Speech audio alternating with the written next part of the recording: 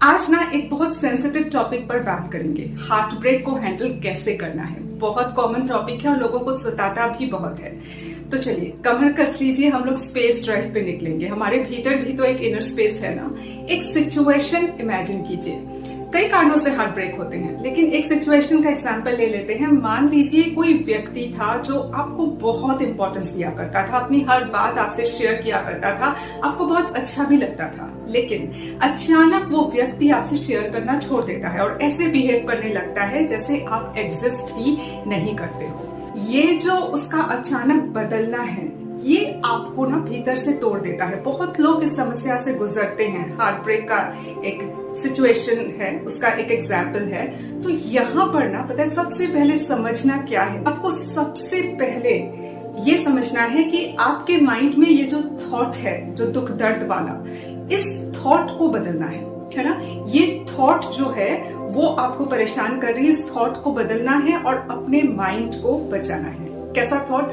कि वो इंसान ऐसा कैसे हो गया, वो तो ऐसा नहीं था, उसने ऐसा क्यों किया, ऐसे ही सोचते रहते हैं। उसके बाद खुद को भी कोसने लगते हैं कि हमने ही ज्यादा इंपॉर्टेंस दे दिया था उस इंसान को, और हम लोग जो है ना अपने आप को कोसने की प्रक्रिया शुरू कर देते हैं। तो यहाँ पर ना आपको करना क्या है पता है? सबसे पहले अपने दिमाग में ये थॉट लाना है कि उस इंसान के बारे में मेरा जो थॉट था कि वो ऐसा है, उसमें इल्यूजन था, और अभी जो रियलिटी सामने आ रही है वो रियल है, उस पर्सन का रियल स्वरूप है। इस थॉट को आपको सबसे पहले पकड़ लेना है। इस थॉट को पकड़ करके आपको ना टाइमलाइन में ड्राइव में निकलना है।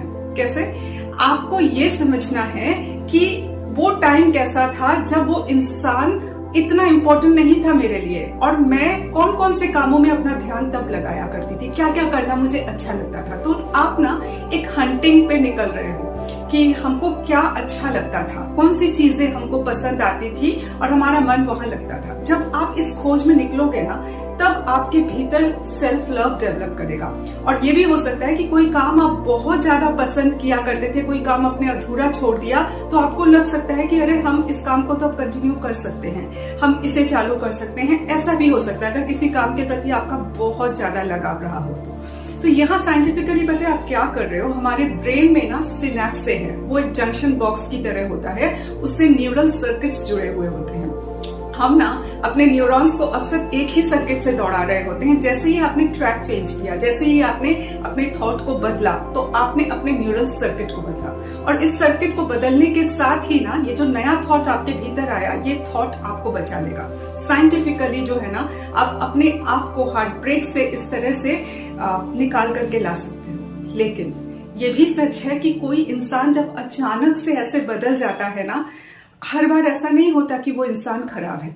स्पिरिचुअल वर्ल्ड की किसी क्रिया का प्रभाव भी हो सकता है। एनर्जी बॉटलिंग जैसी चीजें भी समाज में होती हैं, लेकिन इसे आप साइंटिफिक नजरिए से, साइंटिफिक रिल्म से पकड़ नहीं पाओगे। अगर आप स्पिरिचुअल रिल्म में काम करते हैं तो आप इन चीजों को महसूस कर पाओगे, और तब पता करना क्या होता है, तब खुद को यूनिवर्स को सरेंडर करके समझना होता है कि उस इंसान के साथ हुआ क्या। अगर आपको आभास मिलता है ऐसा कि नहीं, ऐसा नहीं है कि वो इंसान ऐसा है, कुछ एनर्जी वर्ल्ड में हुआ है, ये आप तभी समझ पाओगे जब आप स्पिरिचुअल प्रैक्टिस में रहोगे। वरना तो साइंटिफिकली खुद को बचाने का रास्ता यही है कि थॉट को बदल करके आप अपने आप को बचा लीजिए।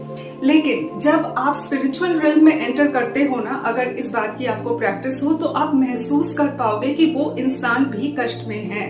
वो खुल करके बोल नहीं पा रहा है, लेकिन कुछ तो है जो उसने अपने भीतर अब्सॉर्ब कर लिया है, वो खुद भी नहीं जानता है।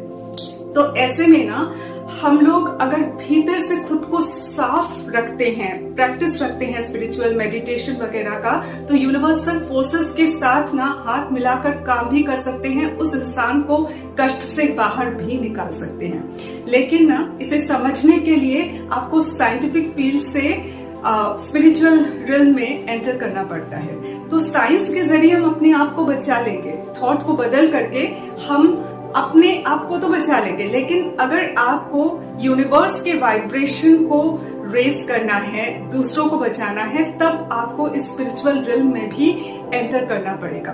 अगर आपके मन में ये इच्छा आती है कि यूनिवर्स के लिए हम काम करेंगे, तभी आप इस रिल्म में एंटर कर सकते हो, क्योंकि इच्छा शक्ति ही हमारी होती है जो हमको आगे ले जाती है। और इसीलिए मैं कहती हूँ कि साइंस और स्पिरिचुअलिटी में ना कोई क्लैश नहीं है। साइंस को पकड़ करके हम अपने साथ जो भी बातें हो रही है वहां से अपने आप को निकाल सकते हैं, बचा सकते हैं। साइंटिफिक चीजें माइंड बहुत जल्दी एक्सेप्ट कर लेती है। लेकिन अगर आपको ना दूसरों को भी बचाना है जो आपके कांटेक्ट में नहीं है, आप उनको जानते भी नहीं हो, एनर्जेटिकली आप मदद करना चाहते हो, तब आपको स्पिरिचुअल रिल्म में एंटर करना पड़ता है।